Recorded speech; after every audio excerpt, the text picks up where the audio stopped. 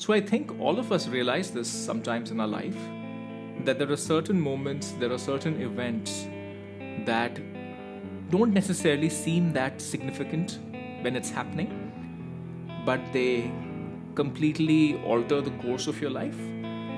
And today I'm going to tell you about something that happened to me. And very honestly, this channel, everything that I'm doing, would not exist without this thing. That's what we're going to get into. So, hi everyone, welcome back to the Ministry of Guitar. My name is Utkarsh Mohan.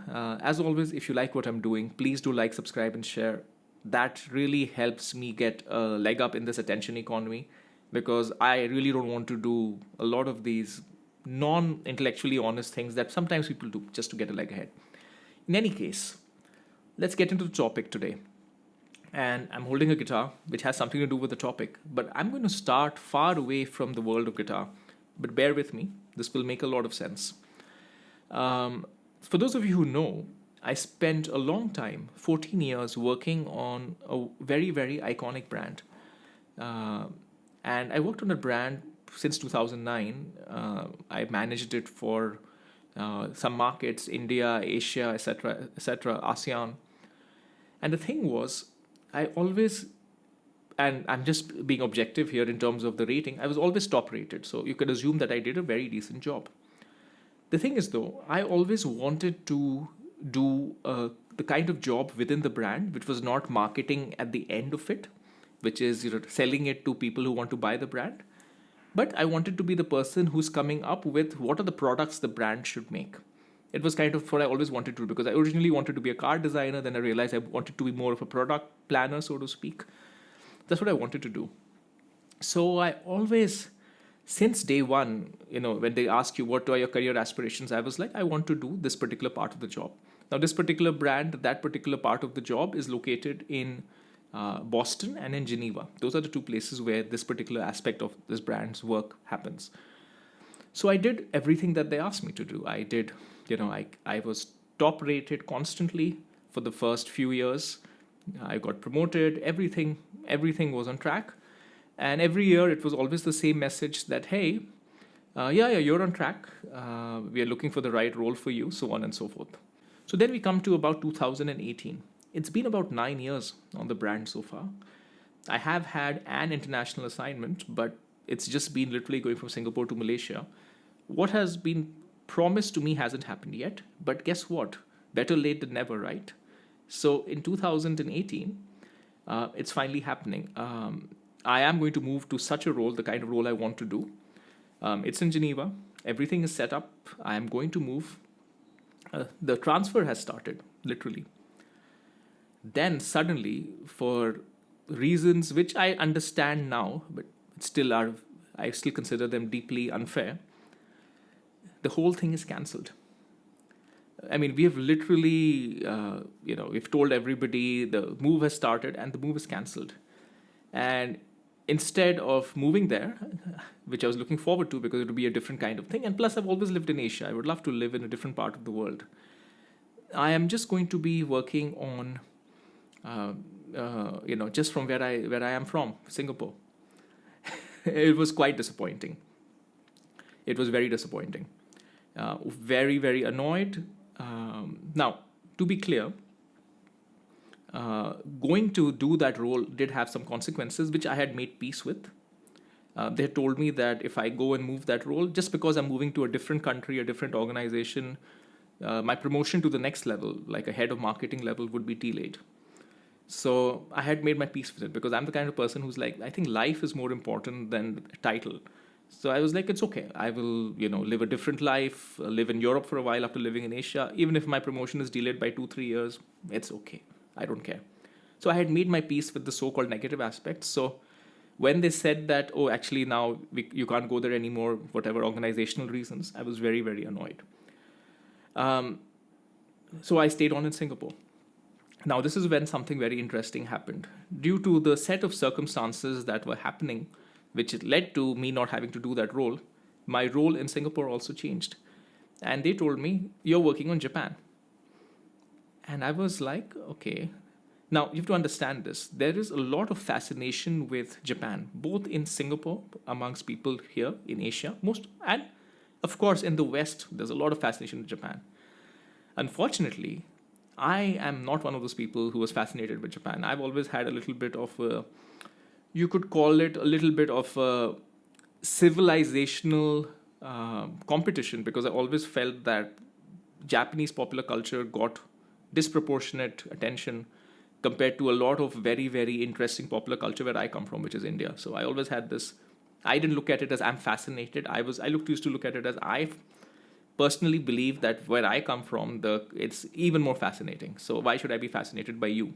So that was the thing. So I was not one of those people who liked the idea.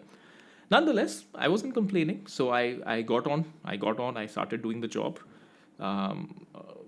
This would be also a turning point in me understanding that no matter, sometimes even if you do everything that companies ask you to do, things don't work out due to no fault of your own. And often they don't work out due to certain political reasons which you cannot comprehend. I comprehended this much later when I was in a much higher position, but this was just something I learned at the time. Now, when I started doing Japan, a few things happened. Remember, as I told you, I was doing really, really well, right? I was always top rated, etc. So the organization in Japan was having a crisis. So long story short, they told me, we need you to do 2 jobs. Now, imagine you're waiting to do a certain job. They say you're not getting this job anymore. You're not getting the international assignment that you want. Now you're going and doing something else. And guess what? You're getting 2 jobs while you're at it. All sounding pretty bleak, pretty annoying at this moment, is it not? So I said, okay, what was it? It was basically, I had to do the job in Singapore, which was the headquarters, and the job in Japan, which was you could call it not a sales office, but a satellite office. So I had to do both jobs, the job based in Tokyo and the job based in Singapore at once, which meant that I had to travel back and forth between Tokyo and Singapore once a month, 15 days in Tokyo, 15 days in Japan. At this point, I'm cognizant a lot of you are like, that sounds pretty cool. What are you complaining about? And I will get to that in a second. Yes, as it turned out to be something pretty cool. But at that point in time, remember, the organization is in crisis. It's a real shit show, pardon my French. And I'm just stepping into a real cesspool, right? And I have to do 2 jobs. I still have to do the job I have to do in Singapore, and I have to travel every 15 days. Okay, but I said, okay, let's go with it, right? Again, a very, very diligent, obedient corporate. I will do the right job. If I work hard, people will reward me for that. And there is merit to that, but you also have to be a little bit more aware. So here's what happened. Now is where the work part ends. I'm not going to get into what I did from a work standpoint. It worked out pretty well. I got promoted. What happened is that Japan, where my office is, so for those of you who don't know Tokyo, center of Tokyo is quite iconic. And there's a certain area called Ginza. There's a certain area called Tokyo Station. My office was right in between those two. Ginza on one side, Tokyo Station, very iconic station on one side. And 2 stops from Tokyo Station was this obscure station to most people. Talk to most people, they won't think too much about it. It's called Ochanomizu. Ochanomizu is also, for us guitarists, it's Guitar Street. It is a street where you have guitar shops on both sides for literally a long period of time. Second-hand guitars, new guitars, Gibson Custom Shop, PRS, Fender, Japanese guitars, whatever you can think of. It is, calling it Disneyland for guitarists is not even doing it justice. So here I am. I am going to be spending 15 days. I'm going to be traveling most of the time business class, sometimes not, depending on whether it's a red-eye flight or not. I'm not really taking too much luggage every time. So I have free luggage capacity because I'm traveling back and forth. And I'm going back and forth to Japan, to my office, every 15 days, 2 stops away from Guitar Street. Now, this is 2018. And during 2018, I think I had about 10 or 15 guitars. It was a lot. In fact, it had gotten to a point where I was planning that, I have 15 guitars. I'm going to get rid of a few. Well, guess what? I went to Japan. The first week, I had heard of this amazing guitar called the PRS Modern Eagle 1 that I really wanted, and there was one in Japan. So I went, this is during my first time when I went for the assignment when everything was going on. That guitar just got sold. I remember I went all the way to a certain shop called Antique Guitar. There are many of these guitar shops in Tokyo. I'll make a separate video on what you need to know about buying guitars in Japan. I have, as you will find out in this video, I have probably bought more than most English speaking YouTubers on this that you can access on the internet actually. So I went looking for the Modern Eagle one. It was literally sold the moment I walked in the door. Like it had just been sold 15 minutes earlier. I was utterly disappointed. So then I hiked over to Shinjuku, a different station in Japan. Went to Ishibashi Music. I was just generally looking around, and just 15 minutes earlier had arrived this thing, the most beautiful guitar in the store. Like it just made everything else look ordinary because it was, of course, a PRS private stock custom 24. And it was at an outrageous price because it had been modified. Modifying a PRS private stock is a no-no. So it was at an outrageous price. Of course, I got it. And little I know that this guitar would then become the first of literally dozens of guitars that I would end up buying from Japan, because every time I went to Japan, every 15 days as I did, and I did this for 2 years till the pandemic. Every time I went, and this was very, very, let's just say my bank account suffered, whatever savings I had. Now, of course, we'll get into a different topic about how I managed all of that. But every week, every couple of weeks, I got a guitar. It was crazy. I got everything from Gibson. And the thing was, I was always very selective, but Japan and Oshano Mizu has such a selection that you will always find something. And I always had a weekend to spend, remember, because I had to spend 2 weeks, so there's always a weekend. So I used to always end up going guitar hunting. So long and short, two things happened. From a guitar standpoint, my collection of 15 or so guitars ballooned to over 50. Like then I became a full-on guitar collector. I never wanted to be a guitar collector. I wasn't thinking of it like that, but I'm the kind of person who likes a guitar, then I want to buy it. And of course, we know buying guitars is much easier than selling guitars. So suddenly I became, I had 50 guitars plus, and I suddenly, because I was so experienced now at buying guitars, looking for guitars, finding guitars, etc., I accidentally developed this skill set of knowing a lot about at least PRS, Gibson, to some extent Fender, but definitely ESP. I just developed a knowledge accidentally because this was just, the trial by fire of doing it every week. And I went to all sorts of places in Japan. I went to different cities. I took the bullet train everywhere. It was quite an experience. So that happened.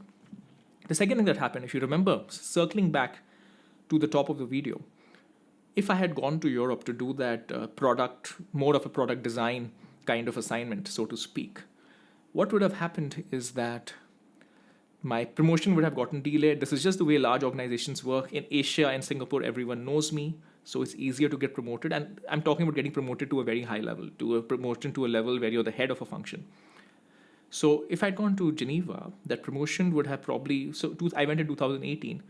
It would have taken 5 years, maybe 2023, just about now, because only 2024 I'd be getting promoted. But remember, I went to Japan. The organization was in a terrible state. The business was in a terrible state. I was doing both jobs on both sides of the business, and I fixed it.